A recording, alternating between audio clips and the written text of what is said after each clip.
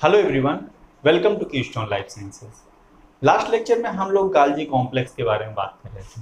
वहाँ पे हम लोगों ने देखा कि गाल्जी कॉम्प्लेक्स का स्ट्रक्चर क्या होता है और किस तरह से सेक्रेटरी प्रोटीन्स ईआर में सिंथेसाइज होने के बाद फर्दर मॉडिफिकेशन के लिए गाल्जी कॉम्प्लेक्स में पहुँचती हैं और गाल्जी कॉम्प्लेक्स में पहुँचने के बाद उनका क्या क्या मॉडिफिकेशन होता है, इन सारी चीज़ों के बारे में हम लोगों ने डिस्कस किया। ठीक है। गाल्जी कॉम्प्लेक्स में जब प्रोटीन्स पहुंचती हैं तो वो सिस गाल्जी से एंटर करती हैं। ठीक है। और मीडियन गाल्जी से होते हुए फिर ट्रांस गाल्जी नेटवर्क से होते हुए वो अपने प्रॉपर डेस्टिनेशन की तरफ भेजी जाती हैं। ठीक है, ये सारी चीजें होती हैं। ठीक। ट्रांस गाल्जी से निकलकर जो प्रोटीन्स होती हैं वो फिर से इंडो मेम्ब्रेन सिस्टम के ही एक और ऑर्गेनेल्स में एंटर करती हैं, जिसको हम लोग लाइसोसोम्स बोलते हैं। ठीक है। ट्रांस गाल्जी नेटवर्क से प्रोटीन्स कहाँ जा सकती हैं? मैंने आपको कल 4 डेस्टिनेशन बताया था, उसमें से एक था लाइसोसोम।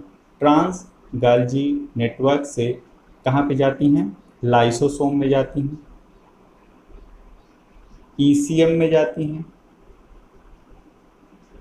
प्लाज्मा मेम्ब्रेन पे अगर मेम्ब्रेन प्रोटीन है तो प्लाज्मा मेम्ब्रेन में जाती हैं। ठीक। और इंडोसोम में जा सकती हैं,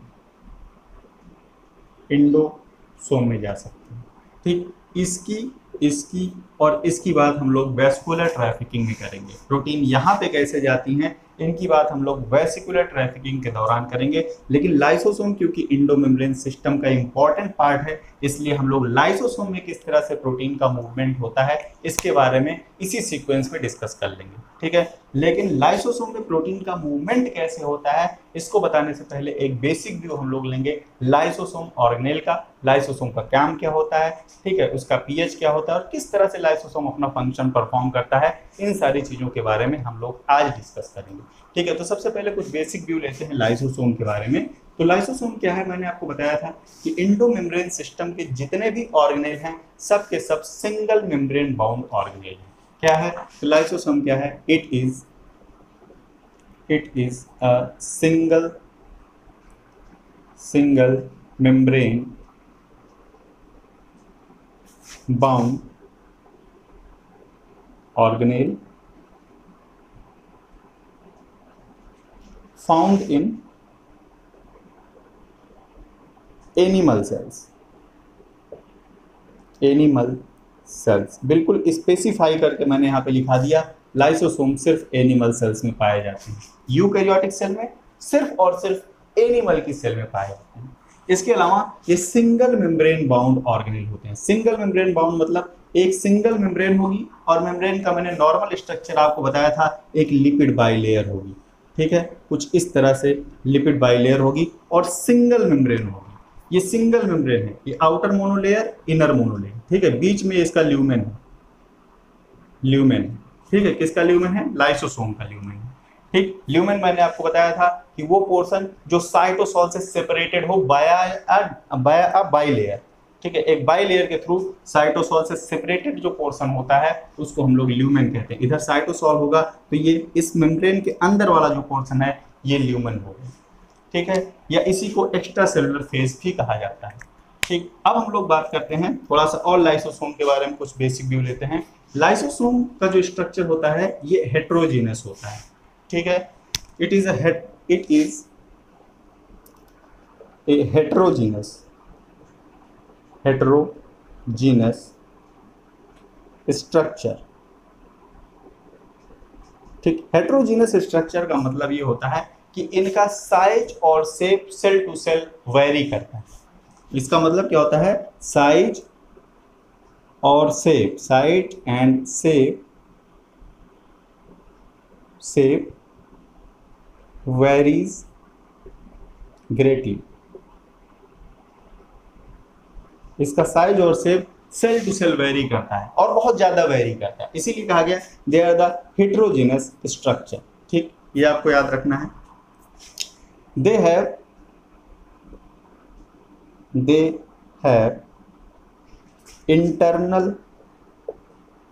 इंटरनल एसिडिक पीएच पीएच, इनका जो इंटरनल पीएच होता है, मतलब मैंने कंपार्टमेंट बनाया था, मेम्ब्रेन बाउंड कंपार्टमेंट मैंने ये इस तरह से बनाया था, तो ये वाला जो कंपार्टमेंट है, इसका ल्यूमेन वाला जो पोर्शन है, इसका जो पीएच होगा वो कैसा होगा, एसिडिक होगा, और अराउंड कितना होगा, 5 के आसपास होगा। ठीक है, और ये एसिडिक पीएच क्यों होता है, मैंने आपको मेम्ब्रेन ट्रांसपोर्ट सिस्टम में बताया था कि जो लाइसोसोम होते हैं उनके मेम्ब्रेन में एक वी टाइप एटीपेज पाया जाता है। क्या पाया जाता है, वी टाइप एटीपेज, और वो वी टाइप एटीपेज क्या होता है, प्रोटॉन पंप होता है। वो क्या करता है, एटीपी को यूटिलाइज करता है, एटीपी को यूटिलाइज करता है, एडीपी में कन्वर्ट करता है, और प्रोटॉन को साइटोसोल से ल्यूमेन की तरफ पंप करता है। अब अगर प्रोटॉन का कंसंट्रेशन अंदर की तरफ बढ़ रहा है तो जाहिर सी बात है जो पीएच होगा वो एसिडिक होता चला जाएगा। ठीक है, तो अप्रॉक्सीमेट 5 के आसपास ये पीएच कैसे मेंटेन रख पाते हैं, ये मेंटेन रख पाते हैं अपने इस प्रोटॉन पंप के थ्रू, जो कि एक वी टाइप एटीपेज है। कौन सा एटीपेज है, वी टाइप एटीपेज। ठीक, अगर आप लोग वी टाइप एटीपेज वाला लेक्चर नहीं देखे हैं तो उसको देखिए, वहाँ पे मैंने इस चीज़ को बहुत डिटेल में बताया हुआ है, इसका स्ट्रक्चर, फंक्शन, सारी चीज़ें मैंने वहाँ पे एक्सप्लेन किया हुआ है। लाइसोसोम्स जो होते हैं उनके अंदर में बहुत सारे हाइड्रोलिटिक एंजाइम्स होते हैं। क्या होते हैं, इट इज फिल्ड विद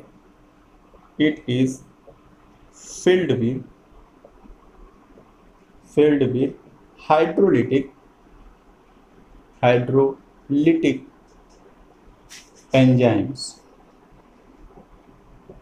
बहुत सारे हाइड्रोलिटिक एंजाइम्स होते हैं, approximately 40 hydrolytic enzymes, 40 types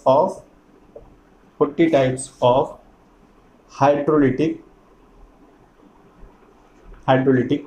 enzymes होते हैं। ठीक है, और किन किन क्लासेस के हाइड्रोलिटिक एंजाइम्स होते हैं, थोड़ा सा इसके बारे में देख लेते हैं। किन किन क्लासेस के होंगे, न्यूक्लिएजेज होंगे,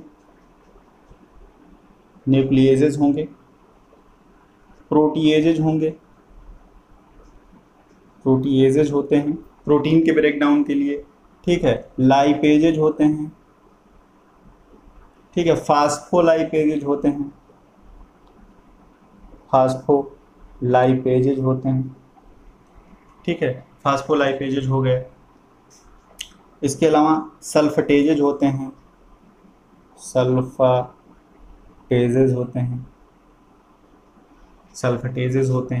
और इसके अलावा फास्फेटेज होते हैं,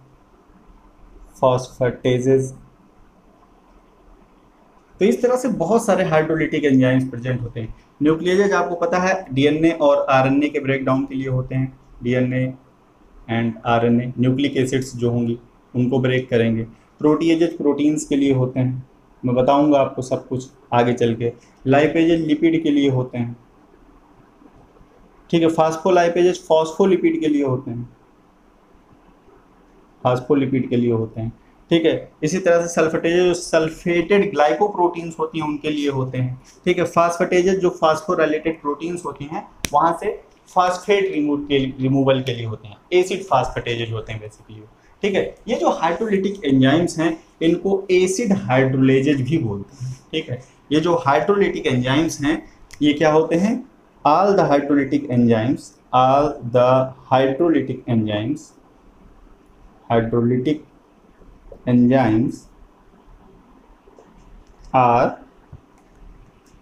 एसिड हाइड्रोलेजेस। क्या होते हैं, एसिड हाइड्रोलेजेज होते हैं। क्यों एसिड हाइड्रोलेजेज होते हैं, क्योंकि इनकी जो ऑप्टिमम एक्टिविटी होती है वो एसिडिक पीएच पे एक्टिवेट होती है, बिकॉज दे एक्ट या दे फंक्शंस एट एसिडिक पीएच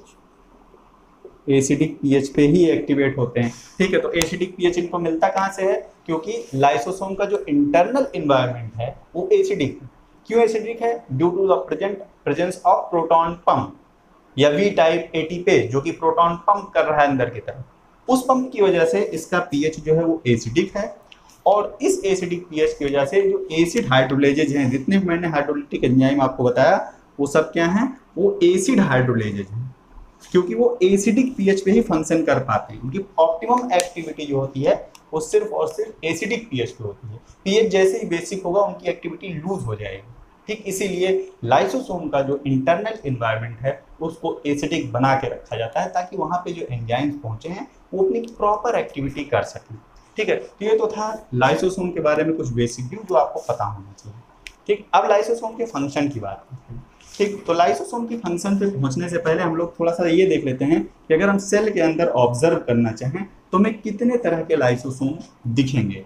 ठीक है, तो लाइसोसोम हमें दो तरह के दिख सकते हैं। सेल के अंदर हमको दो तरह के लाइसोसोम दिखेंगे। ठीक है, दो तरह के लाइसोसोम। कुछ को हम लोग कहते हैं प्राइमरी लाइसोसोम्स, प्राइमरी लाइसोसोम्स। ठीक, प्राइमरी लाइसोसोम दिखेंगे और सेकेंडरी लाइसोसोम दिखेंगे, लाइसोसोम्स दिखेंगे। ठीक, जो प्राइमरी लाइसोसोम्स होते हैं उनके पास कोई भी मटेरियल नहीं होता है डाइजेशन के लिए। They have no materials for digestion.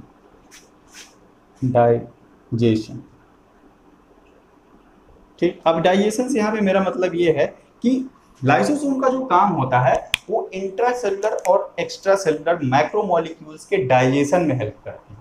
ठीक है, जब जरूरत पड़ती है तो इंट्रासेलुलर और एक्स्ट्रा सेलुलर मैक्रोमोलिक्यूल जो सेल के अंदर आते हैं उनको डिग्रेड करने का या उनको डाइजेस्ट करने का काम कौन करता है? लाइसोसोम। ठीक है, तो लाइसोसोम दो कंडीशंस में देखे जाते हैं। एक ऐसी कंडीशन होती है जब उनके पास कोई भी मटेरियल नहीं होता है डाइजेशन के लिए। इस कंडीशन में हम लोग लाइसोसोम को प्राइमरी लाइसोसोम बोलते हैं।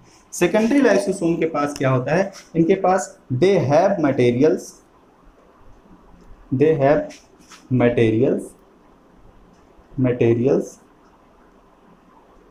फॉर डाइजेशन और containing digested materials।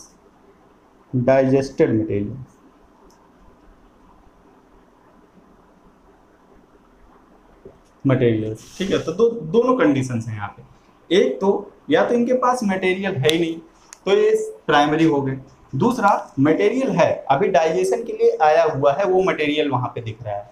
ठीक है, लेकिन ऐसा भी हो सकता है कि वो मटेरियल को डाइजेस्ट कर चुका है और डाइजेस्ट करने के बाद भी वो लाइसोसोम के अंदर, तो कुल मिला के अगर वहां पे ऐसा मटेरियल दिख रहा है जो कि डाइजेशन के लिए आया हुआ है, चाहे वो डाइजेस्ट हुआ है या नहीं हुआ है, वो लाइसोसोम के अंदर देखा जा रहा है, तो उस तरह के लाइसोसोम को सेकेंडरी लाइसोसोम कहेंगे।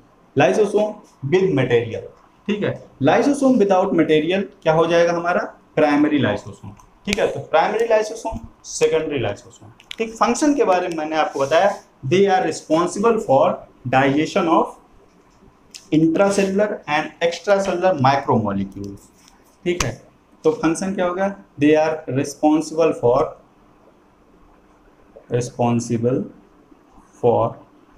डाइजेशन ऑफ एक्स्ट्रासेलुलर, मतलब बाहर से जो आया हुआ है एक्स्ट्रासेलुलर, एंड इंट्रासेलुलर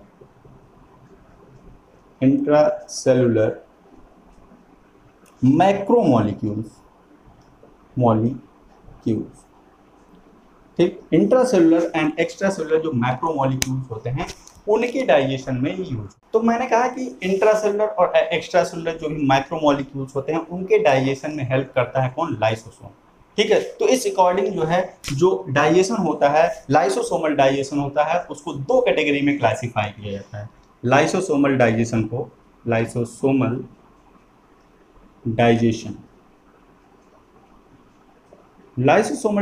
को दो कैटेगरी में क्लासिफाई किया जाता है। एक को कहा जाता है हेटेरोफैजी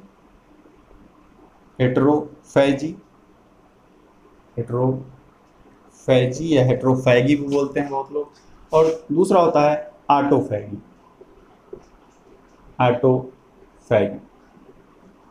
ठीक, हेटेरोफैगी में क्या होता है? हेटेरोफैगी में होता है digestion of external micromolecules, digestion of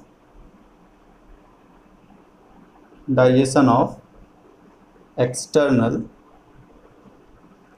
macromolecule. ठीक, अगर कोई एक्सटर्नल मैक्रोमोलिक्यूल आ रहा है और उसका डाइजेशन हो रहा है तो उसको कहा जाता है हेटेरोफेजी। ठीक, ऑटोफेजी में क्या होता है, this is the digestion of cytoplasmic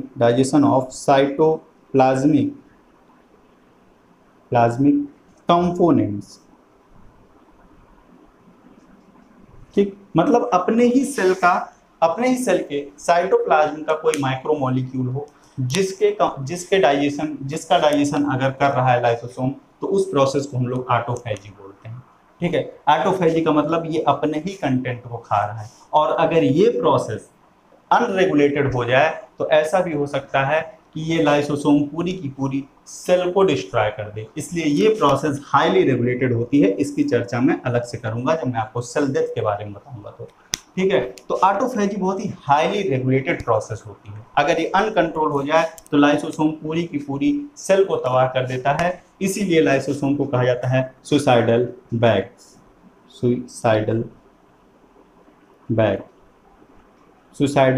bags of the cell.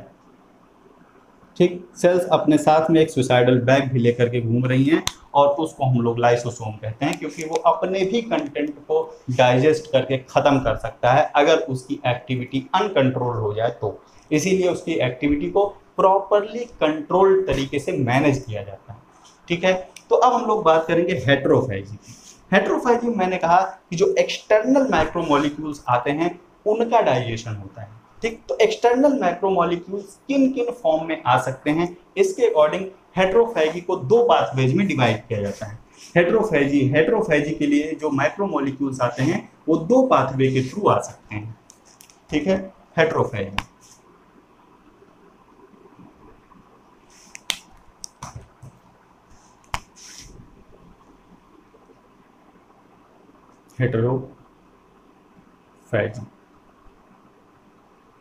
हेटेरोफेजी के लिए जो मैक्रोमोलिक्यूल्स आते हैं वो दो पाथवे के थ्रू आ सकते हैं। ठीक है, पहला फैगोसाइटोसिस।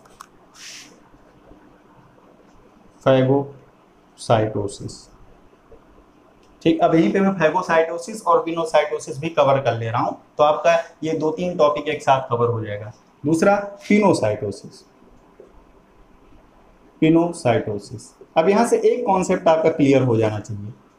वो कॉन्सेप्ट ये है कि अगर कोई भी चीज बाहर से एंडोसाइटोज होकर के, चाहे वो लिक्विड हो चाहे वो सॉलिड हो, कोई भी चीज अगर बाहर से एंडोसाइटोज होके सेल के अंदर आ रही है तो सबसे पहले उसकी मुलाकात होगी लाइसोसोम से। ठीक है, सबसे पहले वो टकराएगा लाइसोसोम से। सबसे पहले मैं फैगोसाइटोसिस के बारे में आपको बताऊं। फैगोसाइटोसिस को सेल ईटिंग भी कहते हैं। सेल ईटिंग इसलिए कहते हैं, इसके थ्रू कोई सॉलिड पार्टिकल, ठीक है, कोई सॉलिड पार्टिकल इंटरनलाइज होता है। ठीक है, क्या आता है, सॉलिड मटेरियल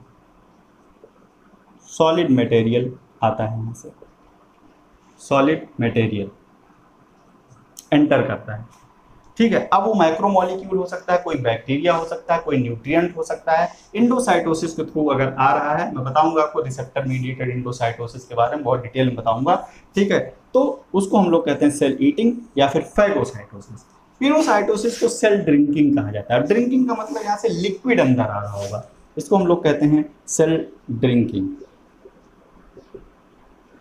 ठीक, तो यहाँ से क्या आ रहा होगा, लिक्विड, बराबर लिक्विड आता ही रहता है सेल के अंदर, तो पिनोसाइटोसिस के थ्रू आ रहा होगा। ठीक, पिनोसाइटोसिस या फैगोसाइटोसिस के थ्रू जो कुछ भी अंदर आएगा उसकी मुलाकात सबसे पहले लाइसोसोम से होगी। ठीक है, तो अब मैं एक एक करके यहाँ पे मैं सबसे पहले फैगोसाइटोसिस आपको बताऊंगा, और फैगोसाइटोसिस में एग्जांपल लूंगा मैं जो हमारी फैगोसाइटिक सेल्स होती हैं इम्यून सिस्टम की, उनके एग्जांपल के साथ मैं आपको बताने की कोशिश करता हूँ। तो फैगोसाइटोसिस को समझते हैं। ठीक, फैगोसाइटोसिस को समझने के लिए सबसे अच्छा एग्जाम्पल होता है वर्टिब्रेट्स की फैगोसाइटिक सेल्स। वर्टिब्रेट्स के इम्यून सिस्टम में कुछ फैगोसाइटिक सेल्स पाई जाती हैं। ठीक है, और वो फैगोसाइटिक सेल्स का मैं यहाँ पे एग्जांपल जो ले रहा हूँ, मैक्रोफेज या फिर न्यूट्रोफिल्स, ये फैगोसाइटिक सेल्स का काम करती हैं। ये सेल्स करते क्या हैं, ये सेल्स जैसे ही कोई ऑर्गेनिज्म ह्यूमन बॉडी में एंटर करता है या हमारी बॉडी में एंटर करता है, उनको इंगल्फ कर लेती हैं। ठीक है, तो कैसे इंगल्फ करती हैं और फिर क्या क्या चीजें होती हैं उसको मैं आपको एक फिगर के थ्रू बना करके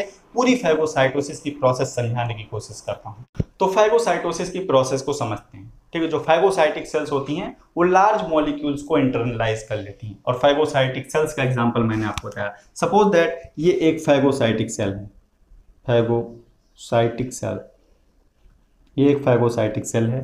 ठीक है, और ये इस फैगोसाइटिक सेल का लाइसोसोम है, लाइसोसोम।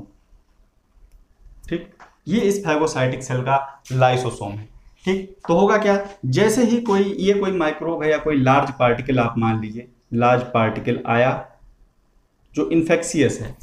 ठीक, तो ये जो हमारी फैगोसाइटिक सेल है इनको क्या कर लेगी, इंगल्फ कर लेगी। क्या करेगी, इंगल्फ कर लेगी। ये क्या हो रहा है, ये इसको इंगल्फ कर रही है। ठीक, जैसे ही इसको इंगल्फ करेगी तो जो रिजल्टिंग स्ट्रक्चर होगा उसको कहा जाता है फैगोसोम। फैगोसोम बना लेगी। ठीक, अब उस फैगोसोम के पास क्या है, ये इतना प्लाज्मा मेम्ब्रेन का पोर्शन है, जो ब्लैक कलर से आया हमारी प्लाज्मा मेम्ब्रेन का पोर्शन है। और उस प्लाज्मा मेम्ब्रेन के अंदर एक वेसिकुलर सिस्टम में क्या कैद हो गया है, वो जो माइक्रोब आया था, जो पार्टिकल आया था, वो क्या हुआ है, यहाँ पे इंगल्फ हो गया है। ठीक, इंगल्फ होके जैसे ही अंदर आएगा फैगोसोम, सबसे पहले इसकी मुलाकात किससे हो जाएगी, ये है लाइसोसोम। ठीक, और इसके पास हाइड्रोलिटिक एंजाइम भरे होंगे, दोनों का फ्यूजन होगा।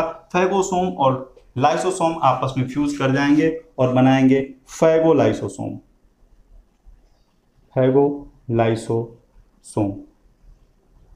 ठीक है, और फैगोलाइसोसोम जैसे ही आपस में कांटेक्ट करेंगे तो लाइसोसोम के जो हाइड्रोलिटिक एंजाइम्स होंगे वो क्या करेंगे, इस पार्टिकल का डिग्रेडेशन स्टार्ट कर देंगे और इसको डाइजेस्ट करके छोटे छोटे पार्टिकल में तोड़ देंगे। इस तरह से फैगोसाइटोसिस के थ्रू जो कुछ भी अंदर आता है वो लाइसोसोम से टकराता है। और लाइसोसोम उनके जो कंटेंट होते हैं, जैसे कोई माइक्रोब आ गया तो उस माइक्रोब को जल्दी से जल्दी वहां से डाइजेस्ट करके उससे सेल्स को बचाने का काम करता है ताकि सेल्स में इंफेक्शन ना हो। ठीक है, तो ये हमारे इम्यून सिस्टम का एक पार्ट है। लाइसोसोम वहां पे इंपॉर्टेंट रोल प्ले करता है। ठीक, अब हम लोग बात करते हैं सेल ड्रिंकिंग की, मतलब कि पिनोसाइटोसिस की। पिनोसाइटोसिस को मैंने आपको बताया कि सेल ड्रिंकिंग भी कहते हैं। ठीक, और पिनोसाइटोसिस के दौरान जो स्मॉल फ्लूइड मॉलिक्यूल्स होते हैं वो सेल के अंदर इंटरनलाइज होते हैं। ठीक, इंटरनलाइजेशन का प्रोसेस बिल्कुल सॉलिड पार्टिकल की तरह ही होता है। जैसे लार्ज मॉलिक्यूल इंडोसाइटोसिस के थ्रू अंदर आए थे, वैसे ही पिनोसाइटोसिस के दौरान जो फ्लूइड मॉलिक्यूल्स होते हैं ये भी इंडोसाइटोस होते हैं। इंडोसाइटोसिस के थ्रू अंदर आ जाते हैं। ठीक है, तो किस तरह से अंदर आते हैं और फिर क्या क्या होता है हम लोग एक फिगर से समझने की कोशिश करते हैं। साइटोसिस की प्रोसेस को समझते हैं। ठीक, मैंने कहा स्मॉल फ्लूइड मॉलिक्यूल, ये एक सेल है। ठीक है, एक यूकैरियोटिक सेल है और ये इसकी सेल मेम्ब्रेन है। सेल मेम्ब्रेन है, बाई लेयर होगी, आपको पता है, मैंने आपको सिर्फ समझाने के लिए इसको बनाया हुआ है। ठीक, और ये कोई कुछ फ्लूइड मॉलिक्यूल्स हैं जिनको सेल के अंदर आना है। क्या है ये फ्लूइड मॉलिक्यूल है, तो सेल ड्रिंकिंग होगी। ठीक, सबसे पहले क्या हुआ, जब इन फ्लूइड मॉलिक्यूल्स को अंदर आना है तो सेल मेम्ब्रेन इन्वेजिनेट करेगी। ठीक है, और पिंच ऑफ होके एक इंडोसिटिक वेसाइकल के फॉर्म में कन्वर्ट हो जाएगी। ठीक, अब क्या हुआ, जैसे यहाँ से पिंच हुई, ये पूरी सेल मेम्ब्रेन यहाँ से पिंच हुई, पूरे के पूरे लिक्विड मॉलिक्यूल को एक कंपार्टमेंट में इसने कैद कर दिया। उस कंपार्टमेंट को कहा जाता है endocytic vesicle. Endocytic vesicle, endocytic vesicle. Endocytic vesicle इसलिए कहा जाता है, ये जो वेसाइकल बनी है इंडोसाइटोसिस के दौरान बनी है। इस मॉलिक्यूल का इंडोसाइटोसिस हुई यहाँ पे, और जैसे इंडोसाइटोसिस हुई इंडोसिटिक वेसाइकल बन गई। ठीक, अब इंडोसिटिक वेसाइकल जा करके टकराती है इंडोसोम से और बनाती है अर्ली इंडोसोम। अर्ली इंडोसोम। ठीक, और अर्ली इंडोसोम कन्वर्ट हो जाता है आगे चल के लेट इंडोसोम। इंडोसोम। ठीक, अर्ली इंडोसोम कन्वर्ट हो जाता है लेट इंडोसोम में। जब मैं आपको रिसेप्टर मीडिएटेड इंडोसाइटोसिस पढ़ाऊंगा तो इन सारे टर्म्स के बारे में मैं बहुत डिटेल बताऊंगा कि कैसे अर्ली से लेट बन जाता है, दोनों में डिफरेंस क्या होता है, ये सारी चीजें मैं बताऊंगा। अभी आप जस्ट बेसिक कॉन्सेप्ट समझिए कि ये सारी चीजें होती हैं। ठीक है, और जैसे ही लेट इंडोसोम बना तो इंडोसोम से अब मुलाकात हो जाएगी किसकी, लाइसोसोम की। लाइसोसोम। लेट इंडोसोम से आकर के मिलता कौन है, लाइसोसोम आकर के मिलता है। ठीक है, लाइसोसोम तो अर्ली इंडोसोम से भी मिल सकता था, फिर लेट इंडोसोम से ही क्यों मिला, ये भी सवाल आपके दिमाग में आ रहा होगा। नहीं आ रहा है तो आना चाहिए। ठीक है, इसके बारे में भी उसी समय मैं चर्चा करूंगा क्योंकि थोड़ा लंबी प्रोसेस है। ठीक है, अब आकर के दोनों क्या करेंगे, आपस में फ्यूज कर जाएंगे, और जैसे ही फ्यूज करेंगे ये हाइड्रोलिटिक एंजाइम यहाँ पे जो कुछ भी आया है उसकी हाइड्रोलिसिस करेगा, उसको डाइजेस्ट कर देगा, और डाइजेस्ट करने के बाद बचेगा क्या, सिर्फ लाइसोसोम बचेगा। ये पूरा का पूरा इंडोसोम खत्म हो जाएगा। क्यों खत्म हो जाएगा, क्योंकि पहली बात तो दोनों फ्यूज हो गए। एक चीज, जैसे ही फ्यूज हुए इसका जो पीएच था, अब इसका पीएच, इसके पीएच, इन दोनों का पीएच क्या होने लगेगा, एसिडिक होने लगेगा। ठीक, क्योंकि ये एसिड हाइड्रोलेजेज यहाँ जाने लगेंगे। ठीक, जैसे ही एसिडिक पीएच स्टार्ट होगा तो ये अपना एक्शन ये जो हाइड्रोलिटिक एंजाइम है अपना एक्शन लेने लगेंगे, और यहाँ का जो पूरा जो मॉलिक्यूल आया है उसको डाइजेस्ट कर देंगे। ठीक है, तो दोनों चीजें होती हैं, एक तो डाइजेशन और दूसरा जो पीएच है उसका चेंज। दोनों की वजह से ये पूरा का पूरा कंपार्टमेंट चेंज हो जाता है, किसमें, लाइसोसोम में चेंज हो जाता है। तो इस तरह से जो लाइसोसोम्स होते हैं वो सेल ड्रिंकिंग में भी हेल्प करते हैं। ठीक, अब बात आती है ऑटोफेजी। ऑटोफेजी मैंने बताया कि सेल का जो साइटोसोलिक कंपोनेंट होता है उसी का डाइजेशन अगर लाइसोसोम करने लगे तो इस प्रोसेस को ऑटोफेजी कहते हैं। मैंने बताया कि ये प्रोसेस हाईली रेगुलेटेड होती है। ठीक है, सिर्फ उन्हीं मॉलिक्यूल्स को ऑटोफेजी के थ्रू लाइसोसोम्स खत्म करते हैं जिनकी सेल को नीड नहीं होती, या वो बहुत हायर अमाउंट में बन जाते हैं। ऐसे माइक्रो मॉलिक्यूल्स को लाइसोसोम काटने का काम करते हैं। कैसे करते हैं, एक फिगर के थ्रू समझने की कोशिश करते हैं। तो बात करते हैं ऑटोफेजी की, थोड़ा सा ब्रीफ अकाउंट लेते हैं कि ऑटोफेजी में लाइसोसोम क्या रोल प्ले करता है। इसके बारे में डिटेल में हम लोग, जब मैं आपको सेल डेथ के बारे में बढ़ाऊंगा तो वहाँ पे मैं ऑटोफेजी को बहुत ही डिटेल में डिस्कस करूंगा। ठीक है, तो शुरुआत होती है फॉर्मेशन ऑफ फैगोफोर से। सबसे पहले बनता है फैगोफोर। अब फैगोफोर है क्या, फैगोफोर एक कप शेप्ड मेम्ब्रेनस स्ट्रक्चर है जो कि साइटोप्लाज्म में बनता है। ठीक है, फिर क्या होता है, ये फैगोफोर इंगल्फ करना शुरू करता है उस साइटोप्लाज्मिक मटेरियल को जिसका डाइजेशन होना है। ठीक है, जैसे ही इसको इंगल्फ करता है तो ये क्या करता है, ये एक्सटेंड होने लगता है। ये कुछ यहाँ से इस तरह से एक्सटेंड होता है और पूरा एक सर्कुलर मेम्ब्रेनस स्ट्रक्चर बना लेता है, जिसके अंदर वो मैक्रो मॉलिक्यूल जिसका डाइजेशन होना है, क्या है, वो मैक्रो मॉलिक्यूल है जिसका डाइजेशन होना है। ठीक, फैगोफोर ने क्या किया, अपना साइज बढ़ाया और फैगोफोर ने उस मैक्रो मॉलिक्यूल को एक मेम्ब्रेन में कैद कर लिया, और अब इस पूरे कॉम्प्लेक्स को कहा जाता है ऑटोफैगोसोम।